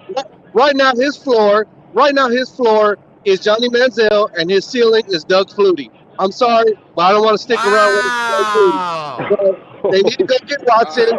We can sit here and defend all you want. But right now, it's Doug Flutie. Doug Flutie would make plays every now and then. Shots fired, man. Shots fired. It looked nice. It was cute, but it's time to move on. So, and people love him. It was not that bad. I agree. We need Watson. Record narrative that y'all always bring up. Oh well, Watson's record wasn't good in Houston. I brought that up because it's the same thing that just happened with Tua. Tua just lost to the Jaguars, so keep that same energy and make sure you bring that record thing back up with Tua as well, because he just lost to the worst team in the league, the winless Jaguars. Bet that up. Hey, as the fans for life, bet that up. You right. On the opening drive, Tua looks absolutely great. Y'all making me a Tua near, and I ain't a Tua near. I ain't disagreeing with y'all. What I'm trying to tell you is, where's your coach halftime? What I'm trying to tell you is, where's your coach halftime adjustment? Because at halftime, in the same sorry squad that you said Jacksonville, they came out in the third quarter, got the ball, moved right down. Where was your coach making adjustment? Where was your coach telling the defensive coordinator, stop running this BS zone because they killing us in the zone? Where was that at? But I don't hear you or nobody else saying nothing about y'all's coach making no adjustment. Hey, so Mr. Lewis. Tua now is the only one. We only gave up 23 points to Jacksonville. You gave up 20, but you said Jacksonville's trash. Only. How you Okay. gave 23 up to Jacksonville and they trash? Fits for life. I can't back you up on that. We gave up 23 points Hey. to the worst team in football at that time. Yeah, but maybe because the defense knows we don't have the right quarterback. Hey, and what is your quarterback? What is your coach's background? No, I'm just so tired, man, because like I said earlier, I don't care about Tua because every time he did something good, it's his footwork. Oh my God, he got out the pocket and made a play. But Fitz every time he does something bad. Fitz for life. And Luis, please correct me if Luis isn't saying it's Tua's fault either. Luis. No. I'm not saying that. I'm saying. Are you, Luis? No, that's what I'm saying. Y'all making me, Andres, me and you gonna end up being best friends, bro. Because I'm not a Tua-neer, but I'm riding with you tonight. They turned me into a Tua-neer. That's what they don't even realize. They turned me into a Tua-neer. They turned me into this. They created this monster. Whose man's is this? All right. Well, first of all, listen. I played college basketball at UAB, right? Okay. So I grew up all around Alabama, all the bullshit. Excuse my language. Hey, smash our Fitz for life. I always pay mine. So Tua had everything in college. You know what I'm saying? Listen, when they drafted that man, I went crazy. I had the biggest party at my house you could ever dream of. And so for everybody that thinks I don't like Tua, I'm just more discouraged now after me watching, because I know football. And after me watching, I know the kid does not have what I thought he had. Not saying that he can't get there, but, and golly, this was a bad take. But Watson's rookie year, the only one I could think of real quick, I wish I could go somewhere else. Golly, but Watson's rookie year, man, he looked like he just stepped in the league. He looked like Aaron Rodgers, his rookie season. Hey, you know what I'm saying? Almost beat Brady. Hold on. And so Herbert, you know what I'm saying? All I know is mediocrity is going to stay mediocre. And if we had that good of a quarterback as everybody says we do, we would have beat Jacksonville no matter how many points we gave up, because we would have went blow for blow. And the man who's an all-pro that runs that offense out there would have won the football game. Okay? I promise you that. I've watched enough football to know I can name you 7 quarterbacks right now I could put on Dolphins roster that would have won that game. I don't care if we'd have gave up 37 points. Hey, Fence for life. Okay. When we played the Colts and Tua wasn't out there and we had Jacoby Brissett, why we lost that game? I have no idea. In your opinion, why we were the worst team? An elite quarterback, an elite quarterback in the league puts the game off the team on their back and says, we are not losing this game. Well, again, Deshaun Watson is an elite quarterback. Watson can. Aaron. What recent evidence do you have of that? What recent evidence do you have of that? Steven, do you watch a lot of football? And I'm not being disrespectful. No, I do. I know you do. Do you think, now just, I'm going to answer this and I'm going to get off of the Tua shit. Do you think that we lose that game with Deshaun Watson at quarterback? On Sunday? Yeah, or are we up 21-something at halftime? Give me a sec. Let me think. If I'm honest with myself, I think that Deshaun Watson makes different choices at certain times of the game.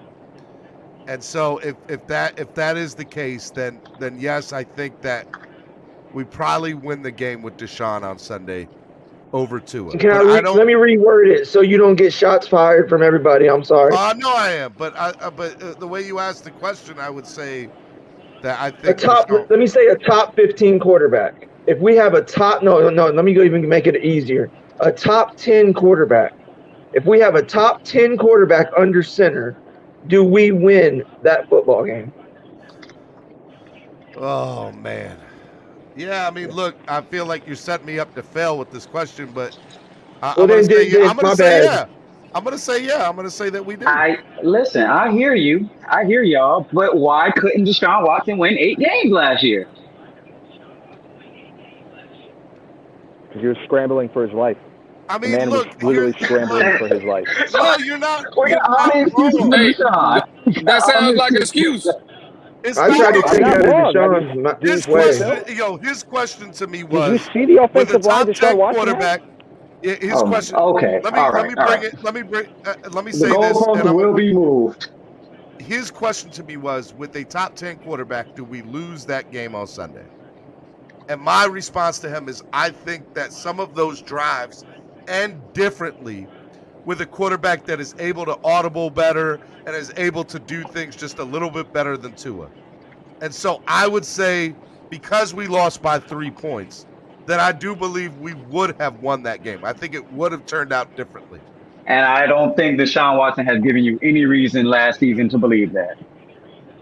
I'm gonna disagree with you based on his question, based on his.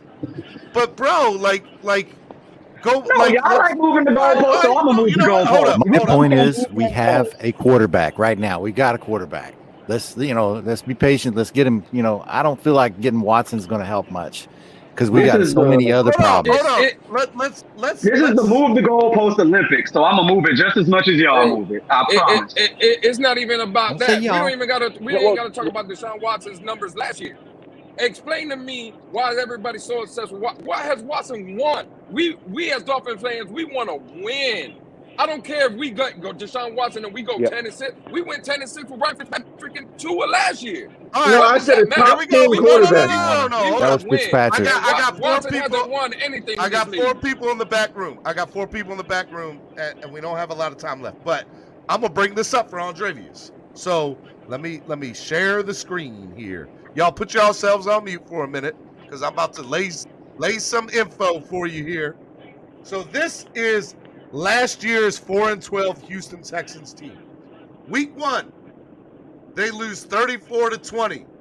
That's a 2-score difference there.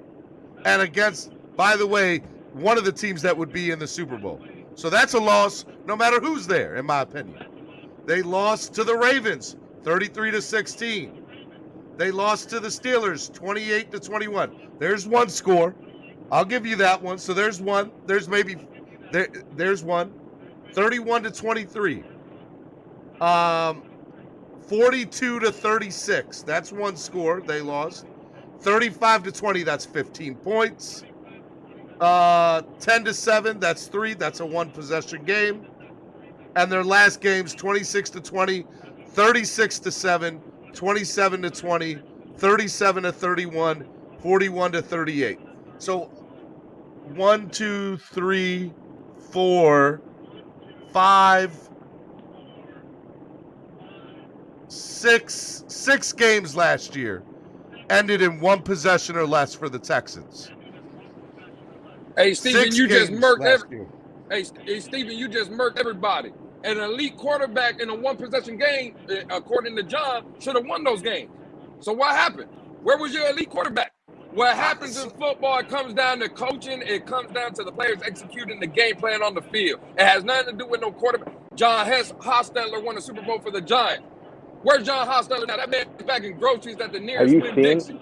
Have you seen Aaron Rodgers with 40 seconds left in a game where he has to get either a field goal or a touchdown?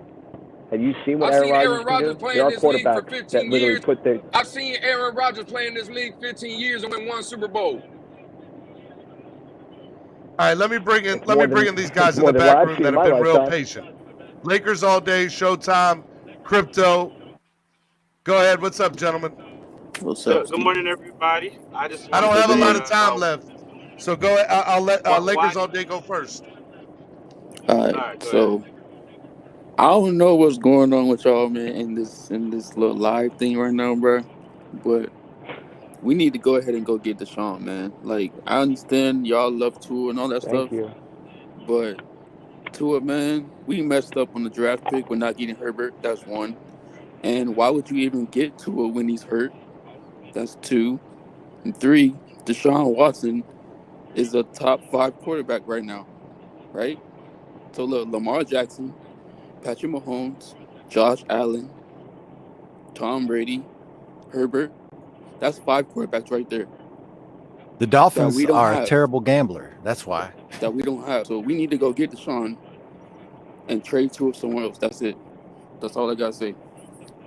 Oh, Showtime. All right, good morning. If you give up the farm for two, sorry. I think the whole Deshaun Watson thing is so unrealistic. Yeah, he put up points, but like that's like a player in NBA that just drops 30 like Russell Westbrook, but he doesn't have a ring. That's what's gonna happen. He's gonna get us far and not give us a ring, and everybody's gonna be mad. Because if we do get him, I expect we better win the Super Bowl. But nobody's gonna put the money up. I'll put money up for that. Nobody's gonna do that. 2, Pete Carroll. Why did he run the ball and not give Russell Wilson the ball? That's coaching, right? They would have won that Super Bowl. That's what you guys. He would have had another Super Bowl. It was not perfect, but you got even the coach said why did what's his name Brian Flores call that timeout? He said it you cost your team the game, and you guys keep harping about Tua, man. You guys got to realize we're all suffering because we're fighting in the circle. We got to let the season play out. It is what it is. Tua's not perfect, but you got to let the kid develop. You guys never had a job where your manager didn't like you? That was rough, right? And then you got people in the workroom, hissing and pissing ooh, man, look, well, he made a mistake. He might get fired today. That's what it's like for Tua. Let the kid develop and play. Craig, how you get fired on your day off, Craig? Brian Flores, he can't develop a staff. That's a fact, you know Showtime. You brought in all these England players that you got rid of. Why y'all not talking about that? That all makes sense. How do you get rid of linemen that are doing amazing on other teams? Why do you have 4 rookies that made starting no on sense. a kid that had trouble reading the playbook, and then you got a first line, you got a guy coaching the O-line, and this is his first time. What the hell y'all thought was gonna happen? You can't put that on Tua. Aaron Rodgers didn't have that. Aaron Rodgers got people fired because they didn't know what they were doing. If we had Aaron Rodgers, Coaches let go of players all the time. That's what you guys got to understand. We got too much people that don't know what they're doing. And then how do you expect them to lead some players? Now everybody has some experience. Now they're looking at Brian Flores. Adam Beasley, he put a report that a whole bunch of players want to leave the team now. So now what's going to happen? Maximus Flame says a top quarterback beats the Jaguars and maybe 3 or 4 other teams with the current roster. That's it. Fins up, y'all. Thank you. Here, so right. Everybody says that, but then there's all these quarterbacks that fall short, and they don't win a ring. There's only a person that wins a ring. I don't care about all these points you guys keep talking about. I want to win. You guys want to get these players that are just gonna be stat stuffers? No, man. Showtime.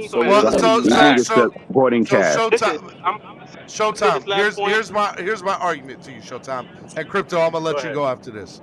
My argument to you is this: in my opinion, the Dolphins have literally done everything to turn this franchise around over the last 30 years. They've done everything. They've stripped down the roster. They've made trades. They've spent money in free agency. They have done everything. The only thing they have never done, they've tried different head coaches. They've tried GMs. They've tried 30 different head quarterbacks. But one thing they've never done is they've never given up the farm for one player. They've never traded everything for that one difference maker. And so as far as I'm concerned, I at least as a Dolphins fan want to be able to say, bro, we tried everything. No, I don't think we tried. That's where I'm at with it. I don't think we tried everything. The time that we did have a great offensive line, we went to the playoffs. Why don't we throw the farm at the offensive line? Get actual proven linemen, right tackles and left tackles that can actually do the job. We haven't done that. I like that. We put all the money on the quarterbacks. Trade Byron Jones, trade X, because they both look like doing Noah Ekpanakani to me when they're playing Jacksonville all this whole season. Trade those guys and get a real offensive line. Why are you putting rookies on offensive line and a coach that can't even coach them? You got players that play with the coach. Huh? That's just my argument. Cruz Ruiz says, you're upset about 2-year guys not being a Hall of Fame. but want to give up many first and talent player for a guy who might not ever play again. Cruz, I 100% think we should give up the farm for Deshaun Watson. I am 100% on board with At the end of the day, do you guys think he would be happy here dealing with Brian Flores? Yes, he will, because he said he will. But that's another point for another day. Everything with Deshaun Watson is a what if and an assumption. You don't That's know. so Yeah, but bro, Dolphins. here's Nobody the can thing. give me facts. I would give up the farm. I would give up the farm for Aaron Rodgers. Okay, I would do that too, but I bet Aaron Rodgers will say, "Hey, I don't want Brian Flores here." Then So I'm just saying. The question is, would you give up the farm for a top 5 quarterback in the league right now? And I 100% all day would. I'd say the Dolphins have a gambling problem at that point. I would get Aaron Rodgers. That's why I don't gamble no more. I would get Aaron Rodgers, and I would make Tua sit and develop, and let him win games, and let Tua develop. And when he's ready to retire, then I'll have Tua start. That's what I would do. We take chances. We take chances. We take chances on Tua. We take chances on Jalen Phillips. I got a couple people in the back room, but we're going to start doing final thoughts of the day. Try to do it in 60 seconds or less, because I got to get out of here a little bit early today. I do want to thank everybody for coming on today and donating to the channel. If you still want to donate, that donation line is still open. I know a couple people owe to the swear jar today. I ain't get a chance to say nothing yet. I was going to let you go first, Crypto. Go ahead, Crypto. Hey, can you hear me? Okay. Showtime was spot on with everything he said in his points. It's all about patience. Number one, Tua is a franchise quarterback if he's get a decent, a halfway above supporting cast with him. Number two, we just recently saw in last night's game that coaching matters. The bonehead play that the Buffalo Bills did at the goal line. So he called Flores-itis on 4th and 1, decided not to kick a field goal and go for it. And this is when his prime example is when coaching can kill a great quarterback or a good quarterback. So coaching does matter. So that the Flores-itis disease is running rampant in the AFC East right now, according to the last 2 teams. So that's and number three, you guys would have given up after Josh Allen's horrible first 2 years in this league and threw him in the trash, man, because he wasn't productive in putting up big numbers. He didn't get his first 300-yard game into his 3rd season. Tua's already got 2 300-yard games. So let's just give the kid a 1 full season, a 16-game sample size before we go jumping off the ship on this quarterback. So it's all about getting him a good supporting cast and giving him the time. Like I said, why don't you just throw the farm at a good offensive line or a respectable offensive line and see where this kid can take us? It's just. Look, that is an option and one that I'm not exactly opposed to. But, again, I just want to win. And I know we haven't give up the farm for all right, let's bring in this person or whoever. So we would have to see. We would have to see about that. All right, Crypto, I'm still going to let you go one more time. So I'll let you go close to being last of the final thoughts of the day. So, guys, 60 seconds or less. We're going to start with Luis. Go, Luis. Hey, man, I love everybody on the channel. Love everybody on the panel. Ain't no hard feelings. We all Dolphin fans. We all got an opinion, man. We just got to ride with this team. No matter if it's Watson, no matter if it's Tua, or you know what I say? I'll leave y'all with this. Let 60-year-old Marino come out there and start slinging that thing and see if we have an elite quarterback. Man, I love y'all. Boy, you ain't never lied, boy. Let Marino come back. Bring Marino back.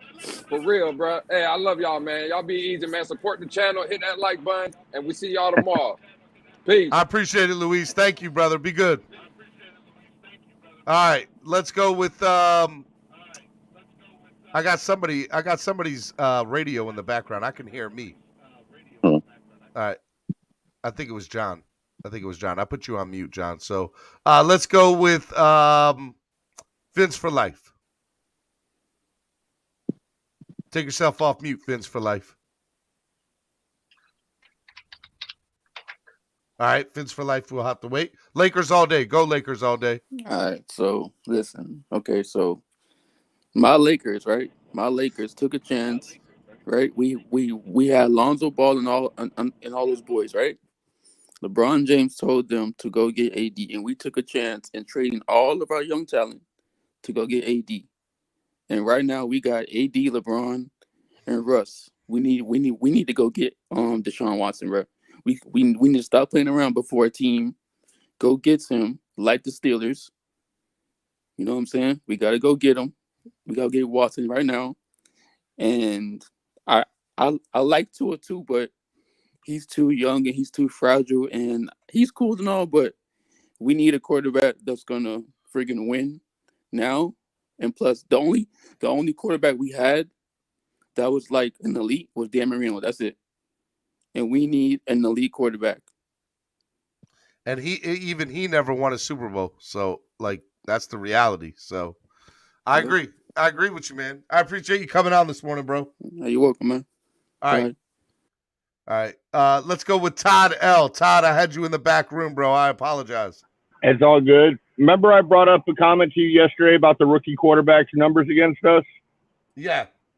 I added it up. 58 for 80, 600 yards, 2 touchdowns, no interceptions, 3 times they were sacked. That is the problem. It's our defense. If we're doing that with rookie quarterbacks, how do you think the veterans are ripping us apart? Facts. Boy, you just made me real sad, Todd. You just made me real exactly. Real and sad, the only turnover we got off those 2 rookie quarterbacks was a strip sack. Yeah, that's it. Well, you made me feel real sad. I brought you up here. You gonna bring up a stat like that, make me feel like that? Come on, Todd. Ain't no way to end off the day. That's fact. That's our defense. That's our defense. Yeah. All right, Todd. I appreciate you coming on this morning. Sorry, All I right, couldn't get man. you on more. Be good, bro. All right, let's see here. Let me bring on Dolphin Don. What is good? Okay, you know what? Todd brought up a really good point, and we as Dolphins fans, we just want victory, man. But I feel like Deshaun Watson is like some kind of snake oil that's going to come in and fix world hunger and all this stuff. But he's really not. What Todd says, as far as the defense sucks. Maybe it's coaching. I don't know, but hey, we've got this year. If we did make a mistake in the draft, let's let it play out. Let's see if it is. I mean, we've all bought, whatever car that didn't work out or did work out. So I feel like, okay, at this point, hey, this is our bed. Let's go ahead and do the best we can with it. I ain't mad at you. I appreciate the love and support, Dolphin Don. Be good, bro. Peace, y'all. All right. Let me bring in Showtime. Showtime, did you get a chance to go? I didn't get a chance to go. I just want to say,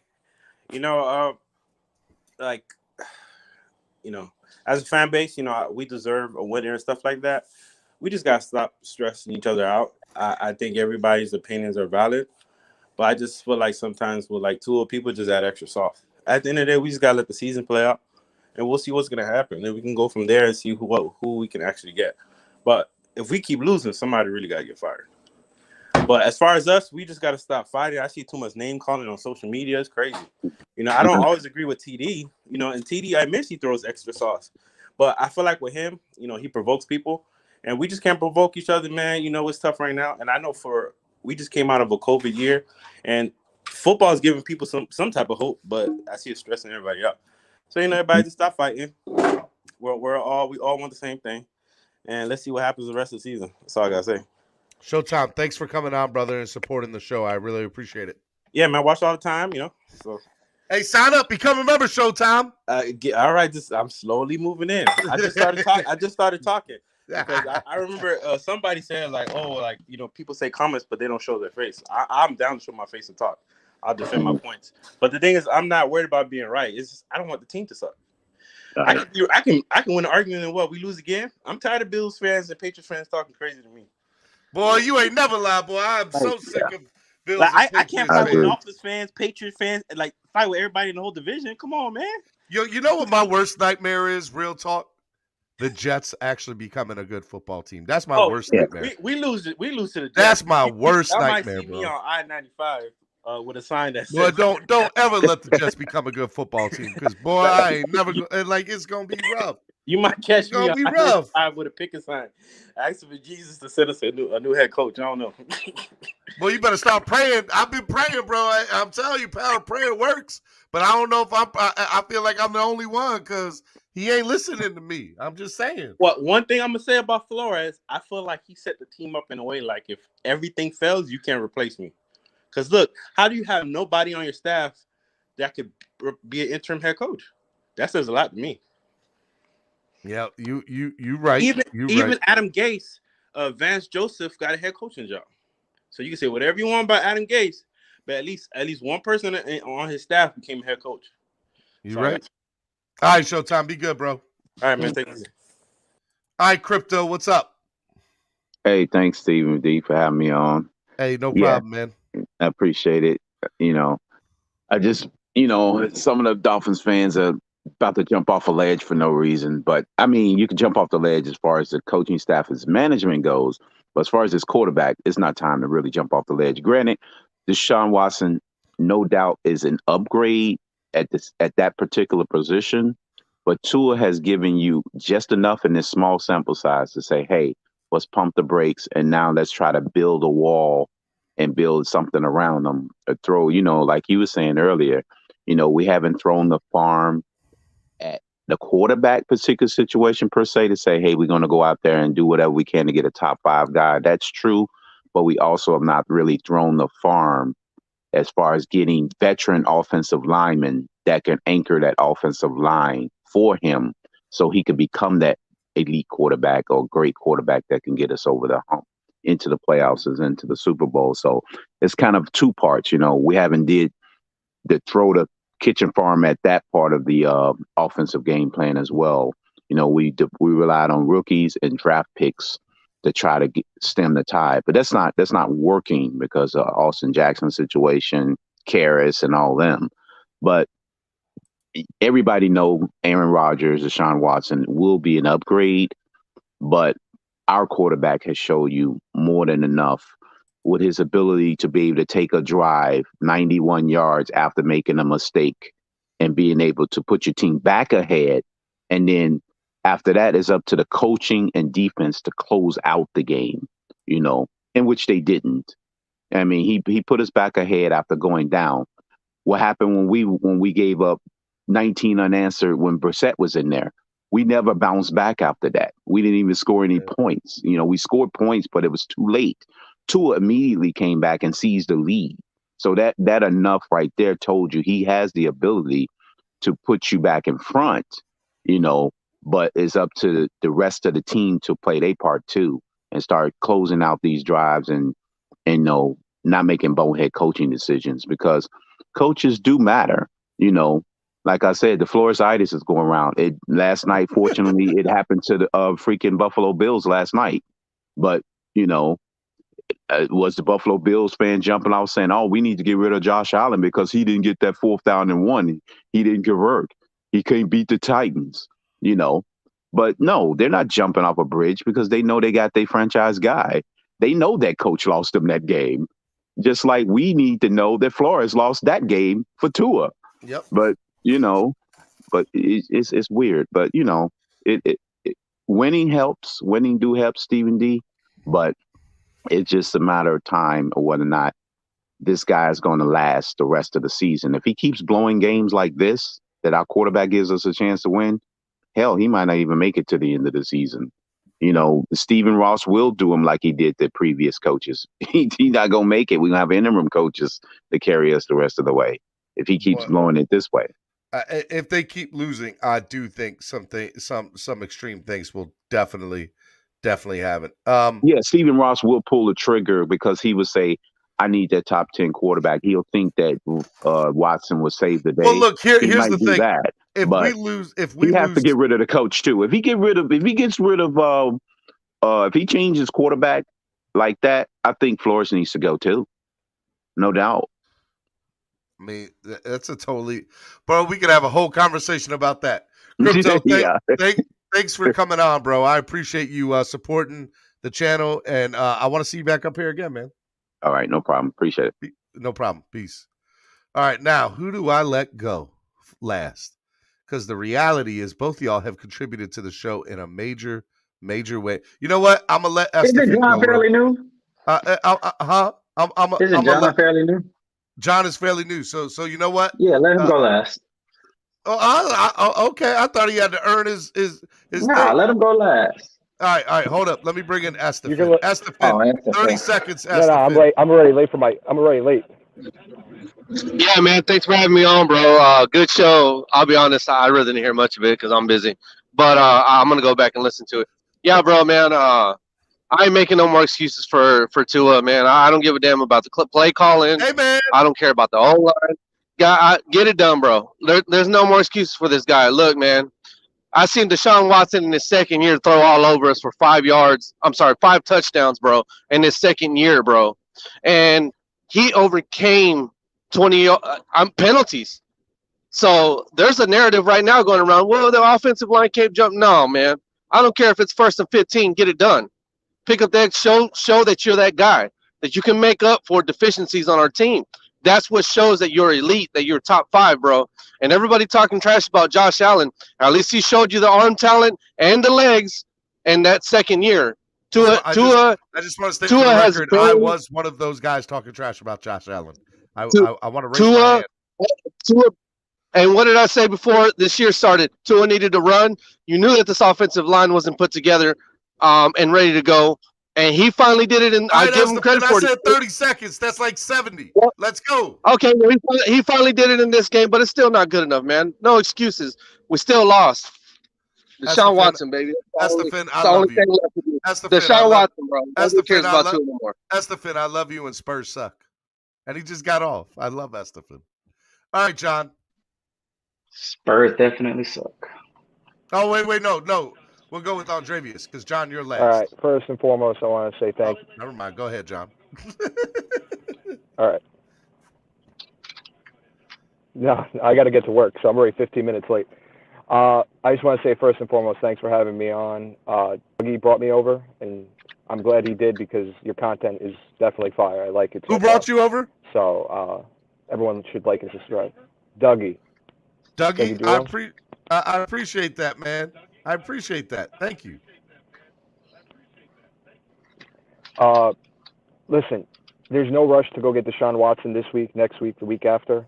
We could wait till the end of the trade deadline, or we could do it in the off season. We could definitely see how Tua develops in these next couple of games, and if he's our guy, then he's our guy, and if he's not, he's not. But first and foremost, let's just keep our heads up. Let's just finish out this season and hope for the best. And that's it. I mean, there's no more critiquing after this. It's just all we got to do is just see how this plays out.